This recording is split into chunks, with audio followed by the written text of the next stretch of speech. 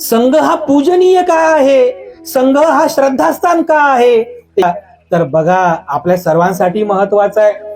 मी सुरुवातीपासून तुम्हाला बोलतोय, तुम्ही श्रद्धावान आहात, श्रद्धावान आहात. संघावर तुमची श्रद्धा आहे, पण का आहे? एक तर आम्ही तिघ जण, करुणानंद भंतेजी, धम्मबुद्धी आणि धम्मानंद भंतेजी, आम्ही तिघ जण म्हणजे संघ नाहीये बांधवांनो. एक दोन भंतेजींचा मिळून, 5-10 भंतेजींचा मिळून केवळ तो संघ नाही बांधवांनो. संघ हा विशाल महासागराप्रमाणे आहे, विशाल महासागराप्रमाणे.